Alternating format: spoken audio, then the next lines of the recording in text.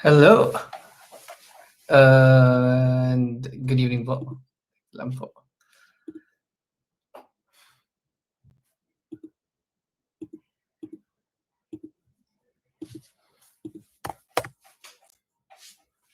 There you go. Again, magandang gabi. Hello po sa inyong lahat. And this is live na live. This is Coach Jusua. And don't forget to share this live session, Ma'am Sir. We will rationalize professional education items naman po or questions, Ma'am Sir. And again, libre po ito. Don't forget to share this sa group ninyo, sa mga Facebook pages na alam ninyo, or sa mga group chats, Facebook groups na meron po kayo. Again, this is free. Hello, Sir Ronally, Ma'am Ronally, Enriquez Veloria, LPT. Good evening po. Let's just wait for the others. And sa mga ready na po dyan, sa mga nanonood na po, pakiclick ang heart react sa mga handa na po. Again, this is professional education item rationalization with Coach Jusua. Good evening po. Pasok, Ma'am Sir. Sa mga andyan na, nandito na sa live natin, pakiclick ang heart react. Live po tayo ngayon. Good evening po. Hello. Ayun, dumarami na. Good evening, Ma'am Sir. Paki-mention din pala ng mga friends po ninyo sa ating comment section. Again, don't forget to mention your friends sa ating comment section, especially yung mga magte-take po ng March 2026 licensure examination for professional teachers. So, dapat naghahanda na sila, no? Malayo pa pero dapat naghahanda ka na. Huwag gantayan. Hello, Ma'am Rona Jane Baguado, LPT. Good evening po. Ayun. Again, pa-click ang heart react, ang like react sa mga ready na po magsimula dyan. Hello, Ma'am Rohana Bonjing, LPT. Good evening. Share this live, Ma'am Sir. Again, don't forget to share this live. Libre and live na live po tayo tonight. Professional education item rationalization po pala tayo. Let's move. And also while waiting, again, ito po yung ating program for March 2026. 50% off po sa mga, ayun, sa mga gusto mag-avail. Don't forget to message Teacher Sepi po kung saan ako nag-live ngayon. Click lang yung profile picture ni Sir Sepi. You can message him directly. Siya po yung bahala sa inyo. Again, madaling kausap. For March 2026 Left Review promo, that's 700 pesos for Prof Ed and Gen Ed na po, if that's what you're gonna take. Lalo na kung BEd major naman po kayo, Prof Ed and Gen Ed lang. 700 pesos. And that's also inclusive of all the things that you need for the preparation, no? Kasali na po dyan yung file coaching, kasali yung mga pre-board, mga mock boards, mga huling bulong, and yung daily review natin, which already started last October 18, 2025. We've been reviewing for a month na po, mga ma'am sir, or more than a month actually. So again, wag magpapahuli, paki-message po si Teacher Seppi. We are still 50% off. For major subjects naman po, from 800, 400 pesos na lang, mga ma'am sir. Oo. Hello, Malaika. Good evening. Sir Jomar Pomilda Rebuyas, LPT. Good evening po sa inyong lahat. Again, welcome. Pasok po. This is our March 2026 program, and if you want to avail, again, message Teacher Seppi Review Center. Again, paki-message po si Teacher Seppi. Good evening. Good evening po. And again, sa mga nandito na sa live, pa-click ng ating heart react. Paki-share po ng ating live sa mga group chats ninyo, sa mga Facebook pages na alam ninyo, or sa mga friends niyo who will take the exam or who wants to take an advanced preparation. Good evening, Ma'am May. Hello po sa inyong lahat. And we have done last time, I think 16 questions ba yun or 13 questions yung na-discuss natin. But anyway, we will also move forward from that question, number 17 na ata tayo. Again, live na live po tayo. So, paki-mention po ng mga friends natin dito. Number 15 pa tayo nag-end last time.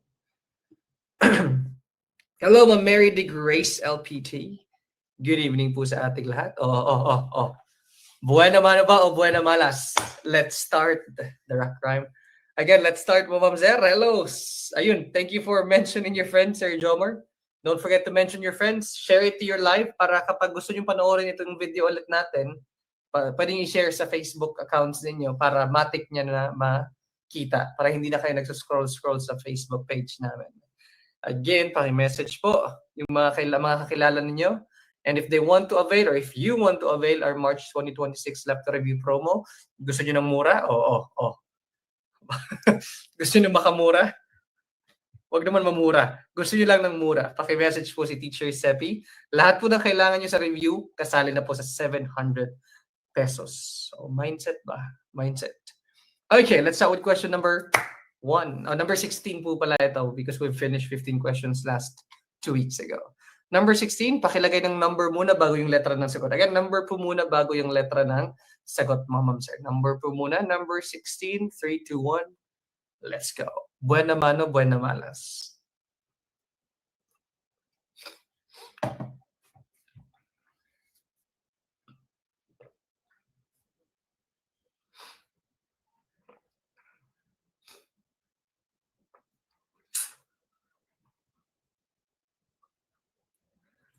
Nandito pala yung comment section sa baba, kaya nandito ako nakatingin sa baba.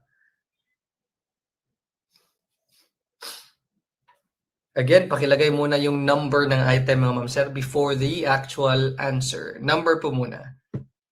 Which part of the screen of a computer has a strong influence among learner? Again, which part has a strong influence among learners? Makikita nyo sa mga laptop, makikita nyo sa mga presentation, makikita nyo sa lahat ng screen. Mostly, sa lahat ng screen. It has strong influence among learners. Buena mano ba o buena malas? The answer's D from Giselle. May unity pala. May unity pa pala. Ma'am Julian, Ma'am Mary, Ma'am Lay, Ma'am Laika, Ma'am Maye. Ano ba yan? Paano babasahin yan? Anyway, the answer is not letter D. It's letter A. Left half of the screen. Mas influential siya. Kaya nga, pag binubuksan mo yung bagong laptop, most of the files nasa left-hand corner. Tama? Huwag kang gaya nito. Left-hand corner. Yan nakikita ninyo. Again, mostly nasa left-hand. Kagaya nito. Pen. Nandito sa left part ng screen. Kapag nagpe-present din, usually yung presentation nandito sa left part ng screen. Itong live natin, ewan ko nga bakit nandito tayo sa left part.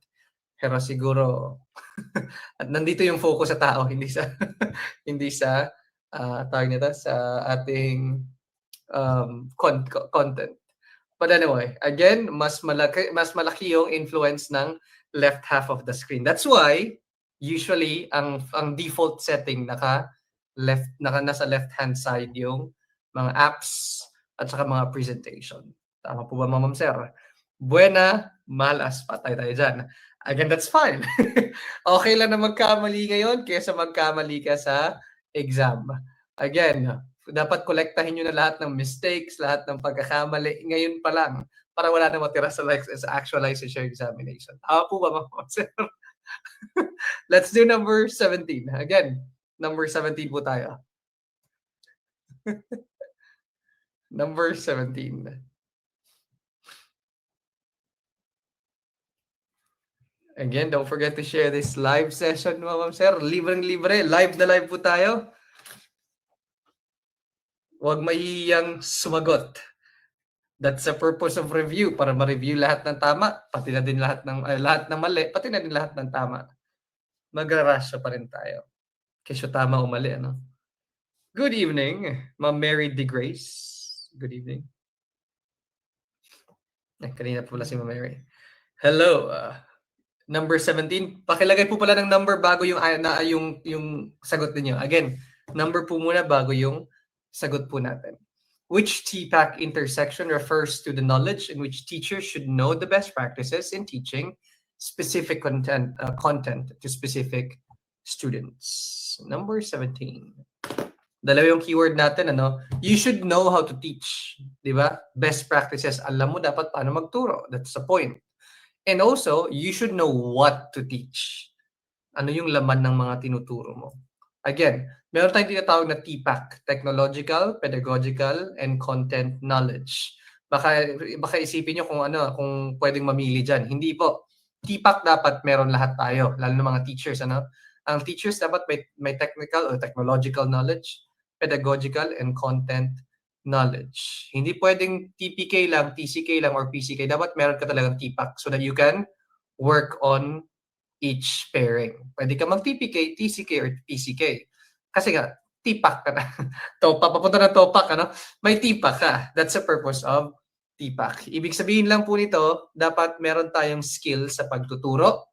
That's pedagogy. We should know how to teach. Diba? The art of teaching. That's pedagogy. Next is, meron din dapat tayong alam sa anong tinuturo natin. So, pedagogy is about the how to teach. Content naman is what to teach. Hindi pwedeng magaling kang magturo pero mali-mali yung tinuturo mo. Hindi pwedeng gano'n. Magaling kang mag-manage ng classroom pero pagdating sa actual discussion, mas matatalino pa pala yung mga estudyante natin. Hindi pwedeng gano'n. Dapat master mo din yung content mo. And also, ito, sa 21st century, ito lang yung tricky kasi sa 21st century dapat may technical or technological knowledge na po tayo. Marunong gumamit ng PowerPoint, check po ba? Marunong gumamit ng laptop, marunong gumamit ng printer, marunong mag-change ng ink ng printer. Kaya po ba natin yon? That's part of our technological knowledge. Pero sa number 17, best practices, how to teach, and specific content, that's what to teach. Dalawa po yan. Pedagogy and content. Pedagogical content knowledge. PCK. Yogs. PCK. Pag sinabi ko naman po, magaling kang maghanap ng mga YouTube videos para maituro yung isang subject.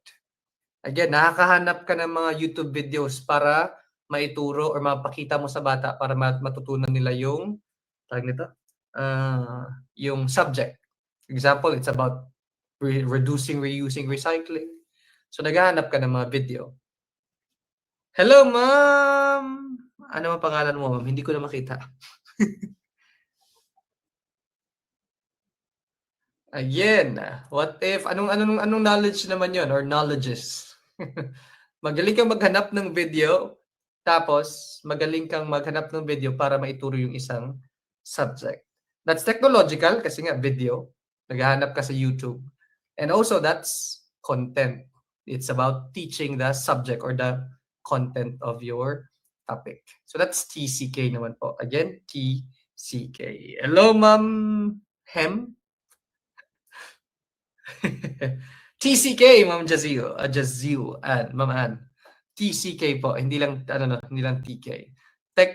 Technological, marunong kang mamili ng mga digital tools para maituro yung topic mo.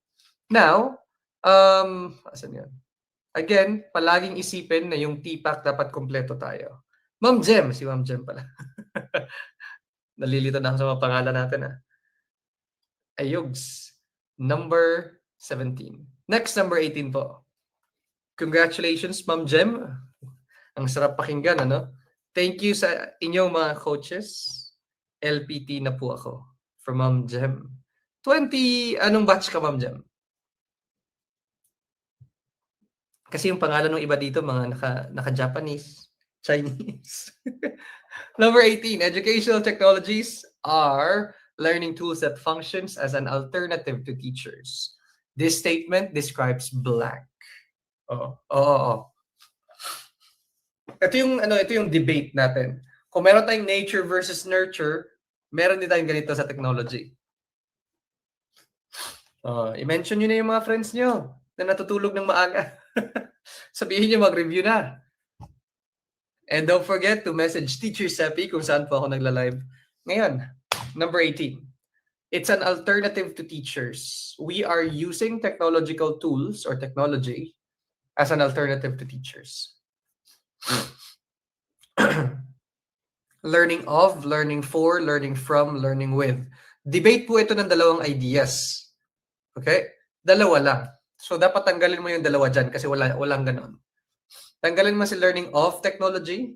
Pala decision. Walang ganon And learning, tanggalin din natin si learning for technology. Yun, wala pong ganon. Again, wala pong mga ganyan. Either learning from or learning with technology. In this case, ang ginagawa natin is we are looking at technology as alternative or pamalit sa mga guro, mga ma'am sir. We learn straight from technology. Hindi na kailangan ng teacher. The answer is learning from technology. Again, the answer is letter C, learning from technology. Anong pinagkaiba ng from at saka with? Isipin nyo lang, if hindi nyo na kailangan ng teacher, natututo na kayo direct from the technology. Example, ano ba? YouTube tutorials. Kung gusto mo magluto, di ba, nandun na yung video. Kung TikTok videos, kung gusto mo matuto ng TikTok, manood ka ng TikTok videos. Kailangan mo ba si teacher na nasa tabi? Hindi naman, Diyos mo yung marimar. Kaya mong matuto kahit ikaw lang mag-isa, diretso na sa technology. That's what we call learning directly from technology. Ang learning with technology naman, ito naman yung ginagawa natin sa loob ng classroom. Bakit? You learn with technology. Ibig sabihin, as a support lang siya. We learn together with technology. So, nandyan si teacher, may PowerPoint siya, which is a form of technology. May projector siya, technology din yun. And so on. That's learning together with technology, or you learn directly from technology. Again, that's alternative to teachers naman. If you learn directly from them. If you learn with them, then they're just a tool to support teaching and learning. All goods? So, hindi letter D, letter C. And again po, patuloy po yung ating 50% off for March 2026 LEP review promo ba, Ma'am Sarah? For Prophet and Janet, that's 700 pesos. Sa mga may major ships sa Mabuja, that's for only 400 pesos. 50% slash. Gusto nyo ng mura? Gusto nyo pa ba gusto nyo ng ibang mura? Number 19 po tayo. Paki-message po si Teacher Sebi kung saan ako nagla-live ngayon. Again, paki-message si Teacher Sebi kung saan ako nagla-live. Ngayon, ligwak si Ma'am Mary Ann Cervania de Genion, LPT. That's fine. Masasaktan pero maraming matututunan. Tama po ba? Again, ganyan lang yung review. Masasaktan naman talaga tayo. But the point is, kung nasaktan ka, ang ginawa mo? Diba? Kung sinaktan ka, anong ginawa mo? Hinayaan mo lang? Huwag ganun. Huwag ganun. Number 19.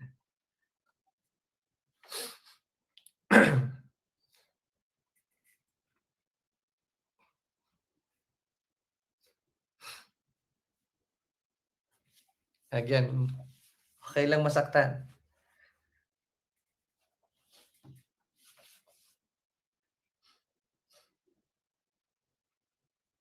Mag-move on. Bilis Maraming option siguro 'to.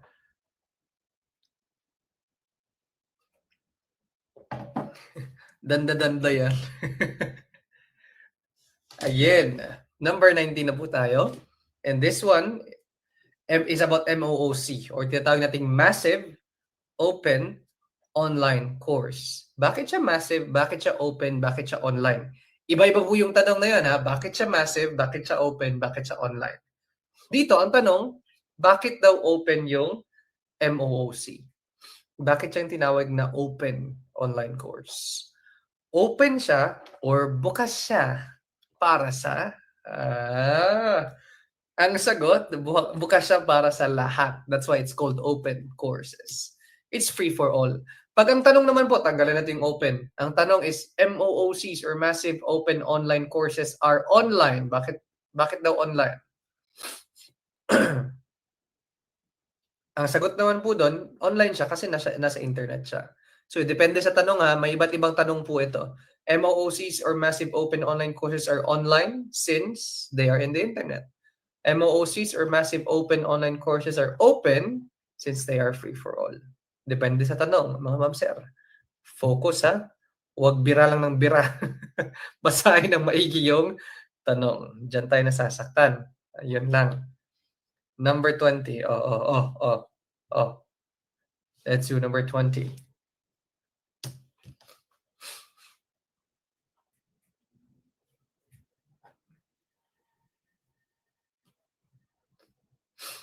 Oh, ha? Oh.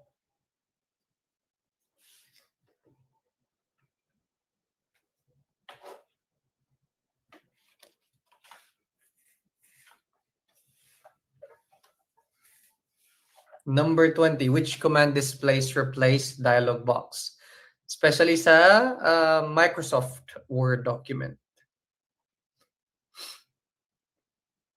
Gusto mong i-replace, lalo na kunwari yung message mo or yung essay mo o yung letter na tinatype mo sa Word document, it's about love. Yun, maraming love na word. Tapos nag-break pala kayo in the middle of writing the letter. So, kailangan mo i-replace lahat ng salitang love sa hate. So, mas may madaling paraan paano mag-replace ng words. Control D kasi dialogue. Hindi po ganun Yes, meron ma Marian. Paki-message po si Teacher Seppi sa mga major ships natin, ma Marian. Hindi po letter D. Hindi dialogue yung pinag-uusapan dito Ang pinag-uusapan pala dito is replace. Yun. Gusto mong i-replace yung mga words na masasamang words. Gusto mong magsalita ng masasamang words. Again, gusto mong i-replace yung mga words or yung isang certain word sa entire document mo. Para hindi mo na isa-isa hanapin pa. Hindi din letter D. Hindi porket replace for R. Hindi po ganon. Ang sagot ay control H. Or H. Control H. Yogs. Ang control D po, it will open the font preferences. Gusto mo ng iba't ibang font size or font style. Ang G naman is go to. Kung i-control G mo and then mag-type ka ng word, pupunta siya sa ganun na word. And then control R, ang control R naman po is align to the right. It's for alignment. Yogs. So mali si D, mali si R, ang tamang sagot control H. Tanong, what if gusto mo namang i-cut yung mga letters sa document mo? Control, gusto mong i-cut. walang na itama, no? Wala na. Gusto mo i-cut yung ibang words. Control C. Kung gusto mo namang i-paste, control. Ang galing Control C, Control V kung gusto mong i-paste. Kung gusto mo namang i-bold, patabain, palakihin nyo. Hindi mo palakihin. Pero you want it to become bolder. Di ba? Mas thick. Ayun. Mas thick yung mga letters. Anong gagawin? Control B if you want it bold. Kung gusto mo naman yung letter naka-italize, yung parang naka-slant, Control. Oh, bakit Control? Mali pala yung sinabi ko. Hindi Control. Copy pala yung Control C. Control X yung cut. Sorry. Cut and paste. Tama ba? Yeah. Copy-paste pala yung iniisip ko. Copy-paste is Control C, Control V. Ang cut naman po is Control X. Sorry. Again, ang Control C, Control V na sinabi ko kanina is copy and paste. Copy and paste. Ang tanong ko pala is how to cut. Ang cut naman po is parang ika-cut mo talaga. Letter X. Anyway, ano ang tanong ko kanina? Bold is Control B. Italicized naman is italicized. Is naka-slant, Control I.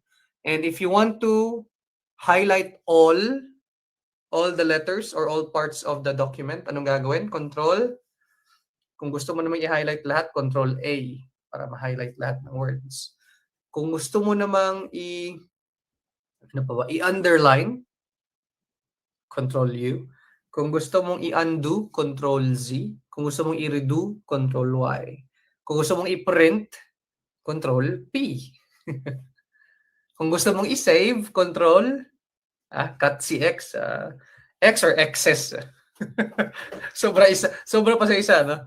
Kung gusto mo naman pong i-save yung file mo, Control S. If you want to open a new file, Control O. Open a new file.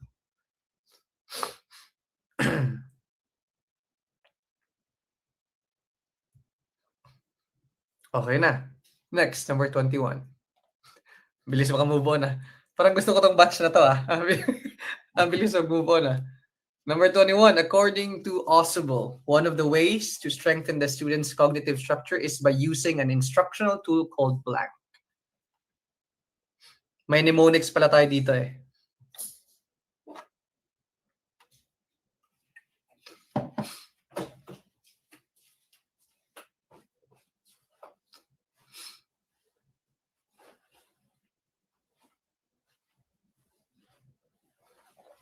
Paano sir kapag open heart? Ayun. Transplant. Patay tayo dyan. Hindi ko na alam yung mga ganun, ma'am. Open heart para sa open relationship. Delikado yan. 21.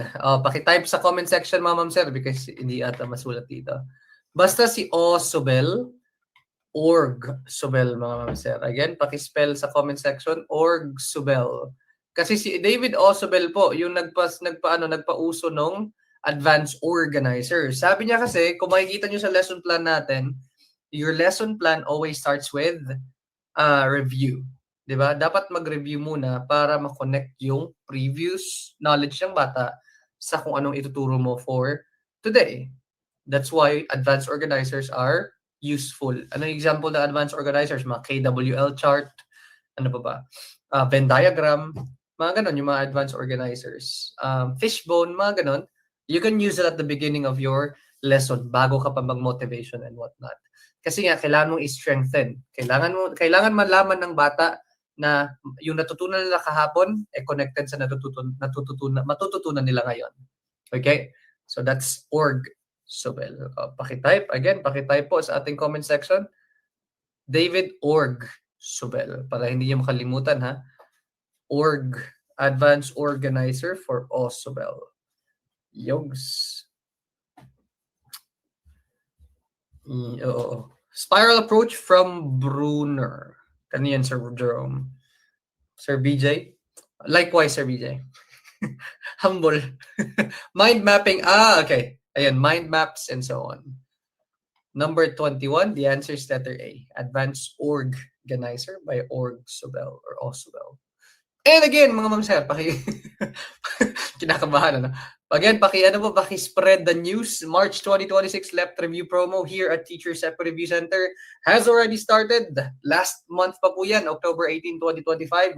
But wag mag-alala kasi lahat po ng ginawa namin are all recorded and lahat po ng mga materials namin are all also in the group. So if you want to join now with Prof Ed and Gen Ed program from 1-4, 700 pesos na lamang po mga ma'am sir. Again, Mula 1,400, 700 pesos lang po yan. Kasali na po dyan yung final coaching. So there are no additional costs, no hidden fees, no interest rate. Parang bangko, no? Wala po. 700, kasali na dyan yung final coaching, mga pre-boards, mga mock boards, mga huling bulong, mga daily coaching natin. And yeah, of course, lahat kasali. Saan ka pa? Gusto mo ng mura? Sa major subjects naman po, from 800, 400 na lamang po. And that's 50%. So, enjoy while it lasts. Avail while it lasts. Paki-message po si Teacher Seppi kung saan ako nagla-live right now. Again, paki-message po si Teacher Seppi kung saan ako nagla-live ngayon.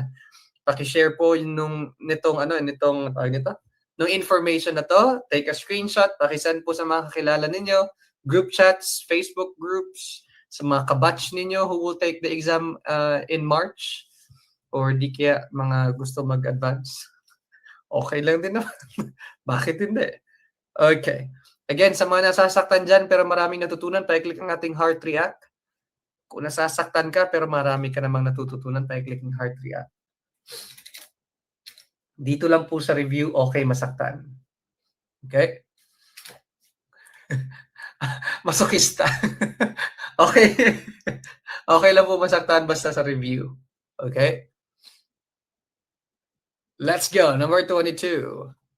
In which contrived experiences do artifacts belong? Pag sinabi natin contrived, at yung kinakopy, ano?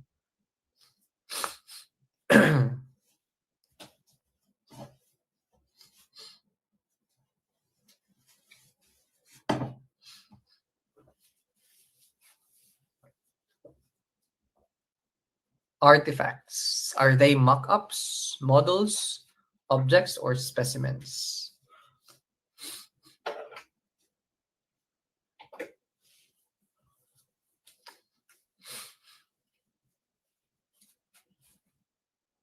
Meron pang isa, nakalimutan ko. Inisip ko yung isa.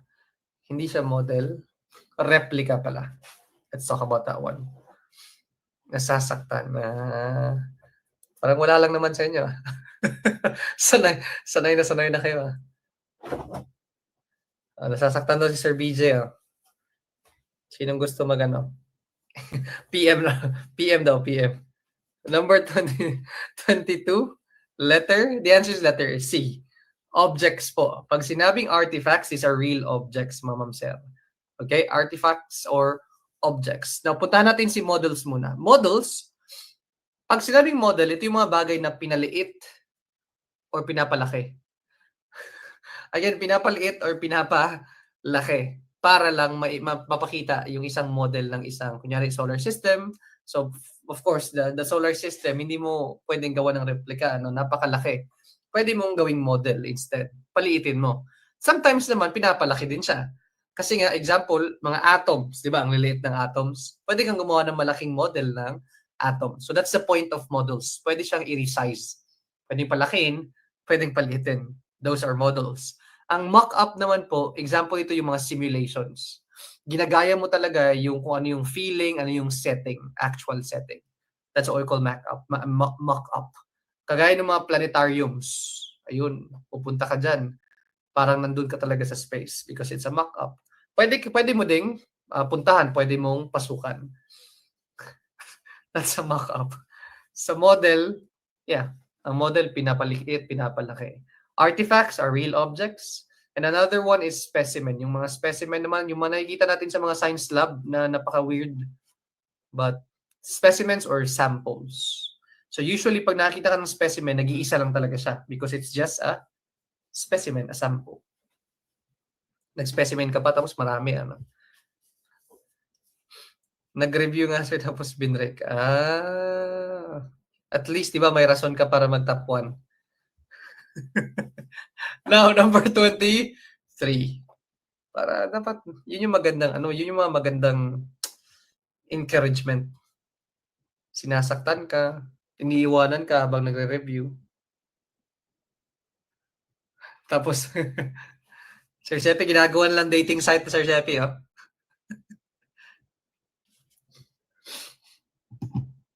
Ayun, from Sir Paul, planetariums would be an example of a mock-up.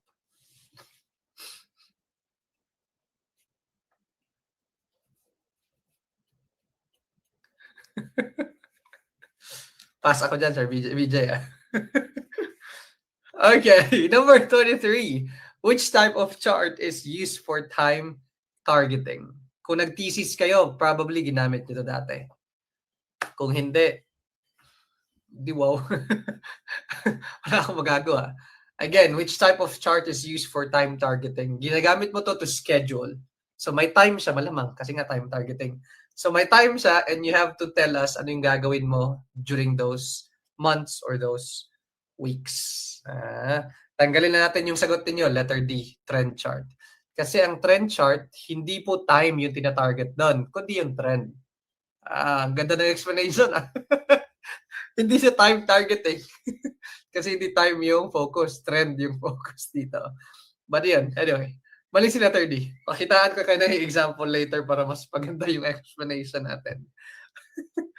Okay, passer.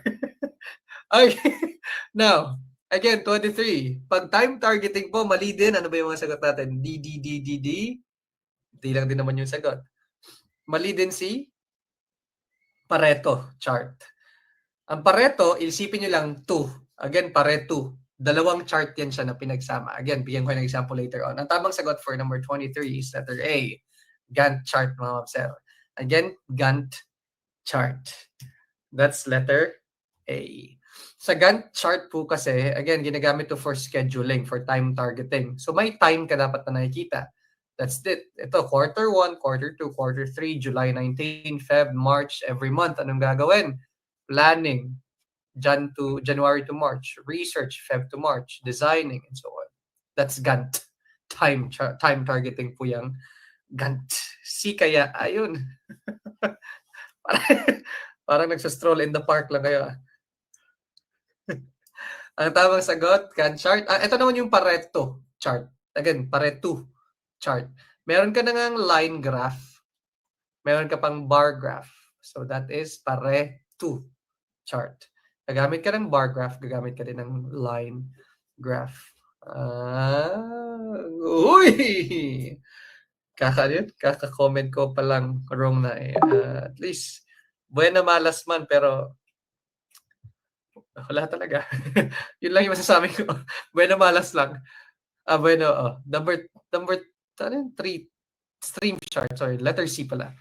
Letter C, number 3. Letter C, tree or stream chart. The best example would be your family tree. It's a stream chart. It shows stream or relations. Kunyari, dito si mama, tapos si lola, tapos nandun si yung mga anak ng lola mo. Tapos sa anak ng lola mo, nandito ka. Tapos ito yung tito mo na hindi mo na nakausap kasi nakapag-abroad. Tapos ito yung mga pinsan mo na hindi mo din nakikita kasi sila yung mga nakapag-abroad din na hindi nakagustong makausap. Ito naman yung side ninyo. Dito yung side natin, yung mga naghihirap. Tapos pagka next generation, ito naman yung side na naging successful. So, pagkatapos yung maging successful, nag-aaway na kayo dito sa next na yung kapatid ng mama mo and whatnot. Chismis. Again, it shows relationship. Pwede mo gamitin sa species, pwede gamitin sa family tree. Ang daming drama ng pamilya, no? And the trend chart naman, again, it shows the trend. Example, kagaya ng letter blue. I just may marima. Saan galing yung letter blue? Yung blue line naman po, if you look at the pattern, it goes up, down, and up again. So yung pattern niya, it goes up. If you look at the red line, it goes up, down, and eventually down. It shows trend. Tama po ba? Okay? Para mas gusto ko ang Pareto. Okay lang yung Pareto. Gusto nyo tig-dalawa-dalawa talaga, ha? Yung naghihirap pa, sir, nasa ugat ng puno. Doon magsisimula. Tapos ikaw kasama. Actually, based on true. Joke lang. Number 24. Listen up, yo. Number 24 na po tayo. Focus. Hey, gising. Again, don't forget to share this live session ng Ma'am Sir. Tawa-tawa lang kayo dyan. Pakishare po ng ating live session. Don't forget to mention your friends. Don't forget to share sa mga GC natin. Paki-mention ng mga friends niyo ngayon sa live natin. And don't forget to share sa Facebook account niyo para kung gusto niyo panoorin ulit yung pinagagagawa natin dito. At least nasa Facebook niyo na siya. Hindi na kailangan mag-scroll pa. Okay, number 24. Ako pala kasama sa family, ano? Kaya pala familiar. Ang sagot doon, Ma'am Emeline DKLPT is Gantt chart. Gantt. Basta nag-end sa letter T, time targeting. Gantt chart.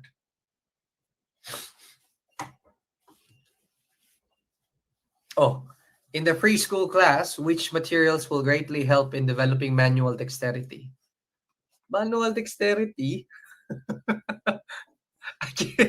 Sa preschool class, paki-analyze din. Preschool class siya. And you have to develop manual dexterity. Alam nga naman, pag gamitin mo ng microscope, ay Diyos mio, Marimar. Ganon. Oh, huwag mo pa microscope.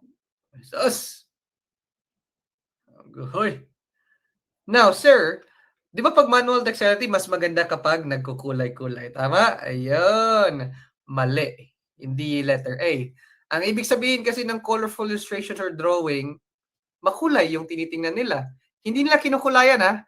Colorful illustration, ibig sabihin, colorful yung mga tinitingnan nila. Yung mga drawing doon. Hindi sila nagdo-drawing, hindi sila nagkukulay-kulay. Okay? Nanonood lang sila sa libro kasi may mga colorful illustrations. Hindi coloring, colorful. Hoy, galit na ako sa inyo ba? Kailan ba ako makakauwi ba? Again, letter A is not right. Flashcards din. Pwede naman flashcards sa preschool, ano, but that's not for manual dexterity. Models. Models kasi pwede nilang tanggal-tanggalin. Example, model ng digestive system. Preschool ng digestive system. Model ng mga ng different parts of the body. Pwede lang hawakan, pwede lang tanggal-tanggalin, i-rearrange. Pwede ganon. So they can develop manual dexterity. Mas maganda kulayan mo ang buhay ko, sir. Agay. Huwag ganun. Bata pa ko. The answer is letter D. Models mo, mga ma'am sir. Okay, isa pa ulit. March 2026 left review promo, mga ma'am sir. Paki-take ng screenshot, paki-send sa inyo mga kakilala, mga ma'am sir. And don't forget to message Teacher Seppi kung saan po ako nagla-live tonight. Again, kung gusto niyo po mag-avail for Profit and Jana, that's only 700 pesos from 1,400. 700 na lamang po. Mapapamura ka sa mura. Again, ang 700 pesos po na yan, inclusive na po ng lahat ng kailangan ninyo. Ako? Lahat na kailangan ninyo. For final coaching, pre-board, mock board, handouts, materials. And yeah, we started last October pa, pero pwede pa rin humabol kasi naka-record naman lahat ng ginawa namin. And yeah, for majors naman po, major subject or major ships, that's from 800, 400 na lamang po. Diba? Saan ka pa? Kay Teacher Seppi na. Yeah. Nag-focus sa manual dexterity, which means skills. Hand skills. Fine motor skills. Yun. Ma-post ba ang recorded ani, sir? Kung i-share ni mo, ma'am. Naagi na diha. Naagi na sa imo, ma'am. Again, i-share gina dapat nimo para ma-recorded ni. Dexterity sa Tagalog. Anong tayo pa muna assignment? Sorry, Ma'am Rian Way. Ano ba dexterity sa Tagalog? Pagiging pass. Pass. Kasama ka, sir. Pwede pero dipindi. Number 25 tayo, mga ma'am sir. Focus. Let's go.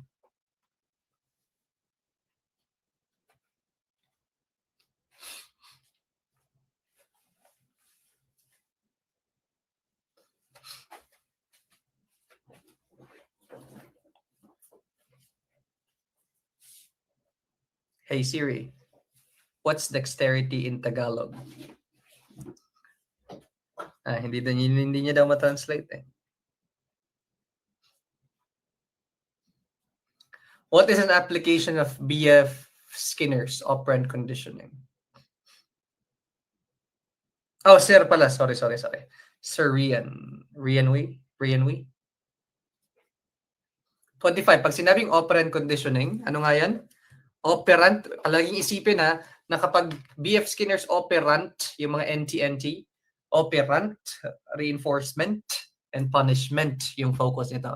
Reinforcement or rewards and punishment. Again, reinforcement and punishment. Fast hand dexterity. Feel ko flexible. Fast. Kasi pag ambidextrous ka, di ba? Anyway. Ang bilis ma-distract, no? Computer-based self-instruction ang tamang sagot. Kasi sa computer-based, mabilisan yung rewards and punishment or reinforcement and punishment. Basta mga NT-NT. Sa computer-based self-instruction, kunwari nag-take ka ng Google class, Google form. Pag nag-quiz ka doon, matik meron ka ng score.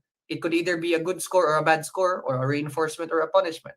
Kung nag-take ka ng mga quiz, online quizzes, matik agad yung score mabibigay sa'yo. And that's why computer-based self-instruction is way better kasi automatic lahat. Mabibigyan ka na agad ng reinforcement or punishment. Anyway, remember B.F. Skinner, mga ma'am sir? Di ba, ano yan sila? PCSO. Remember PCSO. Yung parang loto? Opo. PCSO, si Pavlov, classical, si Skinner, operant. Again, ano yung mnemonics natin or acronym? PCSO. Pavlov, classical, Skinner, operant. Tanong, anong hayop ang ginamit anong hayop ang ginamit ni Pavlov? Yung ex mo?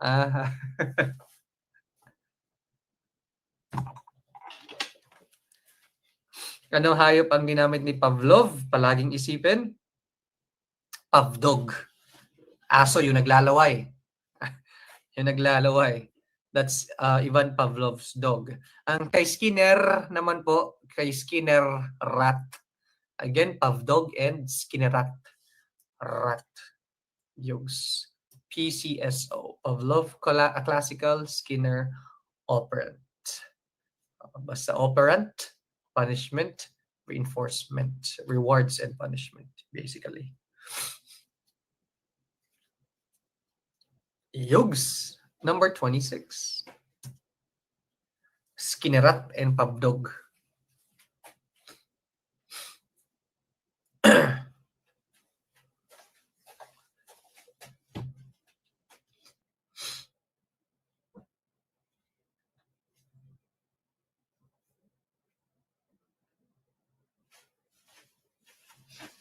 Meron pang isa actually, that's John Watson. Si John Watson naman, isipin nyo lang son or bata yung ginamit. Si John Watson. Pavdog, Skinnerat, Watson.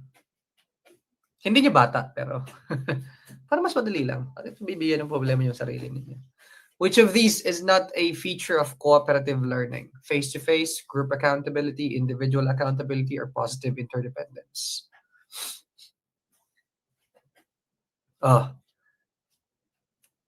Not a feature, ha? Not ang tinatanong dito, not a feature ng cooperative learning. Not a feature. Tanggalin natin si letter A, face-to-face interaction. Sa cooperative learning kasi, you have to work together. So, dapat may face-to-face interaction. That's cooperative learning. You should work face-to-face. So, that is part of it. Again, ang hinahanap natin, hindi. Not part of it. Positive interdependence, you rely on each other. Okay? Because this is cooperative learning. So, may interdependence dapat. So, part din yan siya. B or C? C, C, C, C, B, C, B, C, C, C. Tanggalin na natin si letter C kasi kasali din po yan. Individual accountability. Remember, sa positive interdependence, you work together.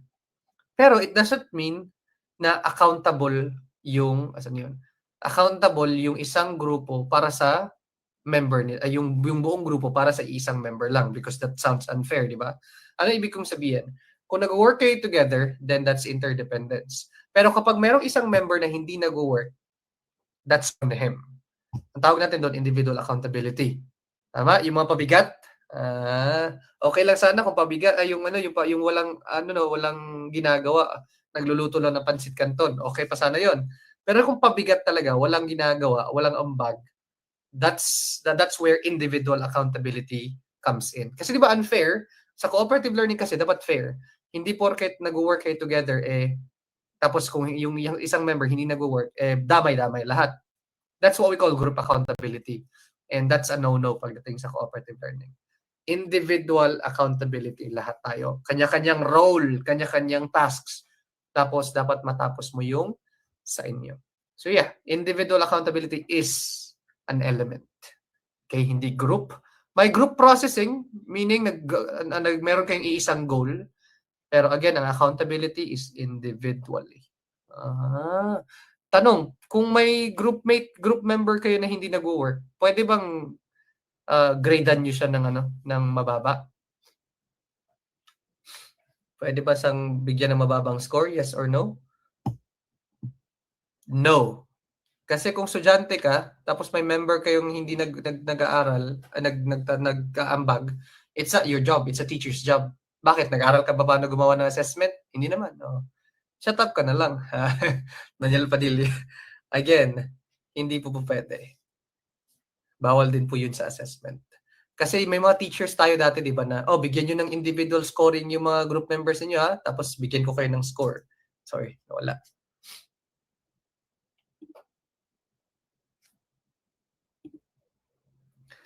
Tapos ang mali doon kasi nga hindi naman nag-work as hindi naman nakapag-aral yung mga estudyante how to do assessment. So dapat hindi sila bigyan ng right to give grades or to give scores. They're not trained to do that. The answer is letter B, ma'am. Number 20. Oh, sorry. Let me just talk about cooperative and collaborative. Anong pinagkaiba ng cooperative and collaborative? And as a teacher, dapat alam natin yung pinagkaiba. Hindi tayo pwedeng gumamit lang ng kahit anong words kung ano yung gusto natin. Pag sinabi mong cooperative, nandun pa rin si teacher. Pag collaborative naman, wala na si teacher. So sa cooperative, nandun pa si teacher, umiikot pa siya, nag-check. Si teacher usually may role din. Like nagmamanage siya nag-check kung gumagalaw ba lahat. Sa collaborative naman, teacher is hands-off. Mas may free will yung mga bata sa collaborative. Okay? So there you go. Depende yan sa kung ano gagawin mo. Kung nandyan ka ba si teacher, cooperative. Kung wala na si teacher talaga, that's collaborative. Easy peasy, lemon squeezy. Oh. Ligwak man, base sa individual kasi. Huwag kasing pala desisyon. Let's go. Again, masasaktan pero maraming matututunan. Number 27.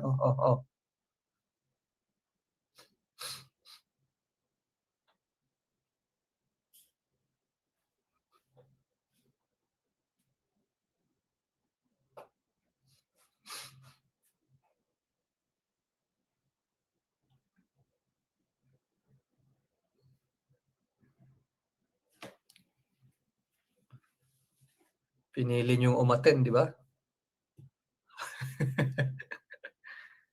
Gusto niyong masaktan, di ba? During their classes, Teacher Y and Teacher Z's classrooms are disorganized and chaotic as they provide few demands to the students while considering more of the students' emotional well-being. What type of classroom managers are they? Autocratic, democratic, laissez-faire, uninvolved.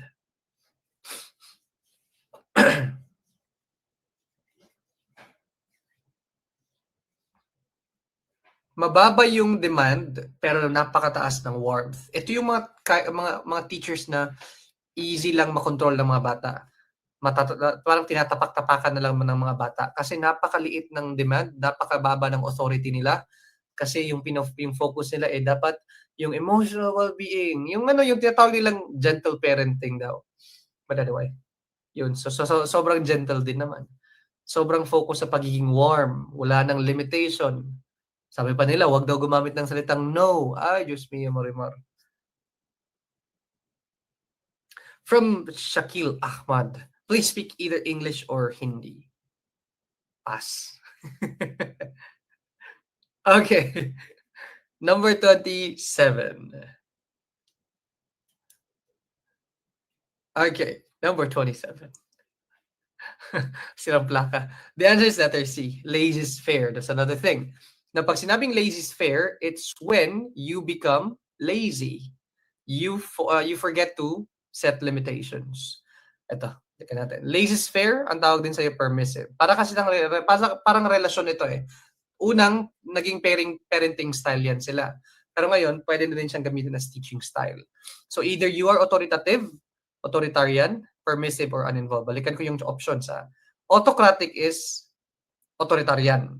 Pag authoritarian, isipin nyo ha, pag authoritarian, wag yan. Kasi masyadong strict naman. Walang warmth. Masyadong strict. Democratic on the other hand, ito yung fair. Balance lang. Authoritative. Ito naman yung positive. Again, kapag authoritative, positive. May mga demands ka, pero meron ka ding warmth. Balance lang. Authoritarian, basta letter N, negative. Wag yan. Kasi masyadong stern and punitive, tapos ang taas-taas pa ng demand. Ito yung mga nagkaklase kahit intrams nyo sa school. Ito namang permissive, ang baba-baba ng, ang taas-taas ng warmth, tapos walang limits. Permissive yan siya, or laissez-faire. Ang authoritative, democratic, authoritarian is autocratic. Ang uninvolved naman, or neglect. Ito naman yung mga teachers na walang pakialam talaga. Kagala sa college, ano? Yung papasok lang ng ilang araw, tapos magpapa-quiz, yun na yun. Authoritarian, dautan. Pwede po. Parang relasyon din ito, mga ma'am sir, para mas ma-memorize natin. Kasi kanina pa tayo hugot ng hugot. Pag authoritative po, pakilagay, pakiclick ang like, react kung nasa authoritative kayo na relationship. Pag authoritative, balance lang. Meron kayong time for yourself, tapos meron din kayong time for each other. So may mga limits kayo as couple, pero meron ding warmth na pinapakita. You know? Ang authoritarian naman, ito yung grabe yung limit, grabe yung pagiging punitive. Yung paandarin mo pa lang yung motor, ang sasabihin, ang tatanong na, saan ka na pupunta? Anong oras ka uwi? Sinong kasama mo? Magiinom naman kayo. Ay, authoritarian yan. Authoritarian yan. Huwag ganon, ha? Oo. Ang permissive naman, ito naman yung kahit sinasaktan na, hindi pa rin iniiwanan. Again, kahit sinasaktan ka na, hindi mo pa rin iniiwanan. Permissive yun. Yogs. Martyr. Permissive. Ang mga uninvolved naman po, parang mga crush natin, parang hindi nila alam kung nag-i-exist pa tayo or hindi. Mga ganon yung uninvolved. Again, basta authoritative, that's positive. Authoritarian, wag yan. Permissive, uninvolved. Permissive or laissez-faire, and uninvolved or neglect. Easy peasy. And for the last time, mga ma'am sir, again, March 2026 left review promo po for Prof. Ed and Janet for only 700 pesos, 50% off. And then major subjects naman po for 400 pesos, 50% off. And we already started last October 18, 2025. So you can simply message Teacher Seppi po, mga ma'am sir, kung saan ako nagla-live right now. Again, paki-message po si Teacher Seppi kung saan ako nagla-live right now. Kung gusto niyo po na maka-avail ng ating 50% off. Paki-share sa mga kakilala ninyo, sa mga Facebook groups, sa mga group chats ninyo, and so on. And actually, that's the last item, mga ma'am sir. Huwag ka iyak. Again, that's professional education item rationalization po. And sa mga nasa paid group na po natin, kita-kits po sa ating review. And on top of that, this is Coach Joshua na nagsasabing dito sa TCRC, magiging LPT. Mindset. Pa-click ang heart react sa mga nasaktan pero maraming natutunan. Thank you po. Have a good night, mga ma'am sir. And sa mga walang nag-good night, ako na lang po. Good night and sweet dreams. Meron din po, Ma'am Diana. You can look up Teacher Seppi's YouTube po, Ma'am Diana. Thank you po sa inyong lahat.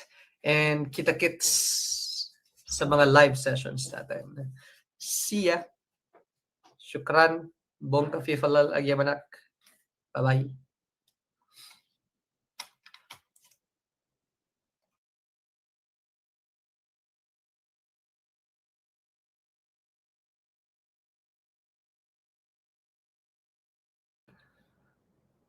Sige lang, Ma'am Ann. Right place, right time. Kung tayo talaga. Kita-kits. Bye-bye. Thank you po.